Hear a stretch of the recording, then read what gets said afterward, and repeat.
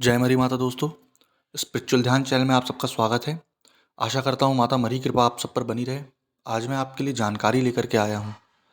कई लोग बोलते हैं कच्चा मशान, तिलिया मशान। तो कच्चा मशान, तिलिया मशान एक्चुअली क्या है, और ये कच्चा मशान या कच्चा कलवा इतना पावरफुल क्यों होता है? पहली चीज़ तो इसका आप ये चीज़ समझिए, हमारा जो शरीर है पंच तत्वों से मिलकर के बना है। पंच तत्व आपको पता है भगवान क्यों बोला जाता है? भ से भूमि, है ना, ग से गगन, व से वायु, अ से अग्नि, न से नीर। तो अभी जैसे एक एग्जाम्पल के तौर पे किसी व्यक्ति की आयु 30 साल है, तो 30 साल वो परम तत्व परमेश्वर से दूर है, ठीक। लेकिन जब कोई व्यक्ति न्यू बॉर्न होता है, तुरंत का जन्मा होता है, तुरंत का पैदा हुआ होता है, तो वो डायरेक्टली नीचे आता है, शिशु से जन्म लेता है शिशु के रूप में और मर जाता है। तो वो परम तत्व के उतने करीब होता है। जैसे आप अभी 30 साल के हो तो 30 साल दूर हो, लेकिन नया बच्चा जो मरेगा अभी, वो 30 दिन, 30 मिनट, 30 घंटे दूर रहा। इस कारण से उसमें एक एनर्जी, एक पावर स्रोत, एक प्रॉपर, जो बोलना चाहिए कि ब्रह्मांड की ऊर्जा उसके अंदर निहित होती है। उस ऊर्जा को आप अपने तरीके से यूज़ करते हैं। जैसे कच्चे कलवे में ये बोला जाता है कि निमंत्रण, जैसे वो मर जाता है तो रात में जाकर तुरंत देकर आओ उसी दिन, क्योंकि बॉडी इतनी जल्दी मरती नहीं है। उसमें से कई परसेंट ऊर्जा बची रहती है जिसको हम अपने काम पर ले सकते हैं। इसी कारण से जैसे ही आपने देखा कि कोई बच्चे की डेथ हुई है, आप तुरंत चले गए। अब रात में जैसे जाएंगे तब आप उसको निमंत्रण देंगे, तो उसमें उस समय तक की ऊर्जा काफ़ी बची रहेगी जो आप यूज़ करेंगे अपने लिए। अनिष्ट काम या अच्छे काम या बुरे काम के लिए आपके ऊपर डिपेंड करता है।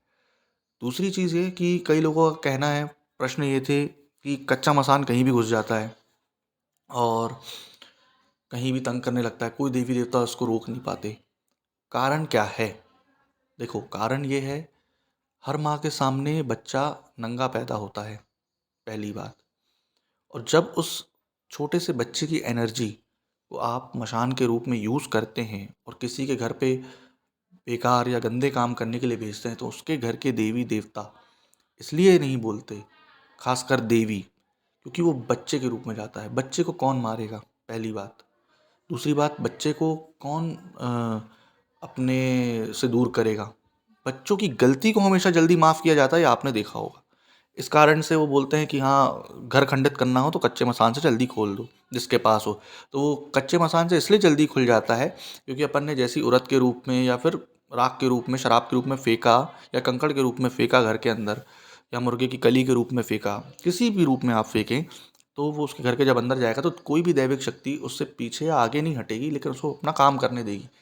कारण यही है क्योंकि वो एक बच्चा है, इसलिए वो अंदर बाहर होता रहता है। उसके लिए सबसे ज़्यादा पावरफुल चीज़ क्या है? काल भैरव। हाँ, एक लेकिन लिमिट होती है हर किसी की। सबसे बड़ी बात यह है, अगर वो तंग भी कर रहा है तो एक लिमिट होती है। वो लिमिट के अंदर तक तंग करेगा आपको, ऐसा नहीं कि अनिष्ट काम आप करवाते ही जा रहे हैं उससे, है ना। क्योंकि कई बार ये ऐसा होता है कि पलट के भी आ जाता है। जिसके घर में काली होगी तो उसके घर में तो पलट के आ ही जाएगा, और जिसके घर में काल भैरव होगा ना, तो वो तो एक हद तक देखते हैं बाबा, है ना। दूसरी चीज़, तीसरी चीज़ ये कि हाँ, ग्रामीण देवता जो रहते हैं, दूल्हा देव हो गया या और भी छोटे मोटे हैं, तो उनके अगर अंदर ये चला गया तो ये हाँ, उनको दबा देता है, क्योंकि वो ग्रामीण देवता है। और ये एक ऐसी चीज़ है कि जो परम तत्व से काफ़ी कनेक्टेड रहती है। इस कारण से तिलिया मशान और कच्चा कलवा काफ़ी ज़्यादा प्रचलित हैं। तिलिया मसान जब भी साधना करते हैं तो बोलते हैं ऐसे ही कर लो, वैसे कर लो। वो एक प्रयोग टाइप रहता है, मैंने भी दी है पिछले टाइम, लेकिन आप अगर आपको करनी है तो कपाल में ही होता है।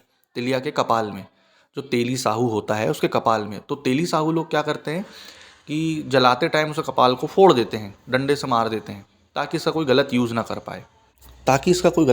पाए, क्योंकि अगर वो किसी को मिल गया उसका खोपड़ा, तो वो हर चीज़ में बहुत सारी चीज़ें महारत हासिल कर सकता है ना। तो वो सारी चीज़ें हैं जो तिलिया मसान को आपको देखनी है, कच्चे मसान को आपको देखनी है। कच्चा मसान एक बहुत पावरफुल शक्ति है, और उस पावरफुल शक्ति को हैंडल करना काफ़ी मुश्किल है। इसी कारण से बोला जाता है कि जिसका गुरु है और जो गुरु उसका वो साधना कर चुका है वो ही उसको करे, नहीं तो वो साधना वो ना करे। नहीं तो आप अगर ऐसे सोचे कि हाँ आप तिलिया मसान करने बैठ गए या कच्चा मसान करने बैठ गए, सबसे पहले वो आप ही को मार देगा, है ना। इसमें सबसे पहले काली भैरव बाबा का बंधन ही ज़रूरी है। अगर आपको कोई दे भी रहा है तो उसमें आपका गुरु फिर काम करेगा, क्योंकि आपके गुरु ने वो साधना करी है ना। एग्जाम्पल के लिए भाई, मैंने जो साधना करी है मैं वही डालता हूँ, मैंने जो साधना नहीं करी मैं वो नहीं डालता। अगर मैं वो साधना नहीं किया हूँ, अगर मैं वो डाल रहा हूँ, तो उसके अंदर रिस्क कितना है, क्योंकि सामने वाला बंदा डिप्रेशन में चला जाता है। अभी काफ़ी लोगों को नहीं पता कि मसान को एक्चुअल में भोग क्या लगता है। कोई अंडा चढ़ा रहा है, कोई कलीजी चढ़ा रहा है, कोई बकरा चढ़ा रहा है, कोई मुर्गा चढ़ा रहा है, कोई काला मुर्गा चढ़ा रहा है, कोई उल्टे पर का मुर्गा चढ़ा रहा है। लेकिन एक्चुअली में सिर्फ उसको भोग किसी को नहीं पता कि क्या लगता है ना। कई लोग बुलाकी बोलते हैं उसको, दिल्ली में वगैरह वगैरह, आगरा में, दिल्ली में उसको बुलाकी बोला जाता है। उसको हाथ पे लगा करके पानी दिया जाता है, वो किसी के सर पे कभी नहीं आता, पहली बात, है ना। वो एक सिर्फ प्रेत है। अगर आप उसको बाबा के तौर पर देख रहे हैं, भगवान के तौर पर नहीं, हाँ अनिष्ट काम पूरे कर देगा, आप अच्छे काम कराओगे तो भी कर देगा, आप पूजो मानो, लेकिन उसकी ऊर्जाओं का गलत उपयोग ना करो, क्योंकि ये सब क्या है, बाबा के नीचे ही है, माता के नीचे ही है। जैसे आपने किसी के घर पे भेजा अनिष्ट काम के लिए, ग्रामीण देवता है तब तो ठीक है, लेकिन अगर बाबा काल भैरव हो तब क्या करोगे आप। वो तो पहले ही एक चुटकी बजाएंगे और वापस उसको भेज देंगे। माता है तो माता है, चलो बच्चा है, एक बार छोड़ेगी, दो बार छोड़ेगी, लेकिन कितने बार छोड़ेगी, है ना। अब तिलिया मसान को, सॉरी कच्चे मसान को आप बोल दे रहे हो बटुक भैरव, तो वो गलत है, बिल्कुल गलत है, सरासर गलत है। तो ये सारी जानकारी आप रखें, तिलिया मसान में सावधानी बहुत रखें, पीछे मुड़ के ना देखें।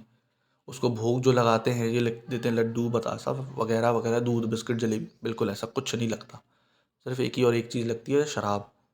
शराब देने का तरीका ही उसका अलग होता है ना। वो हाथ पे गिरा के, गदेली भी गिरा के देते हैं ना, कैसे, वो जो उसका साधक होगा तो वो समझ जाएगा, पहली चीज़।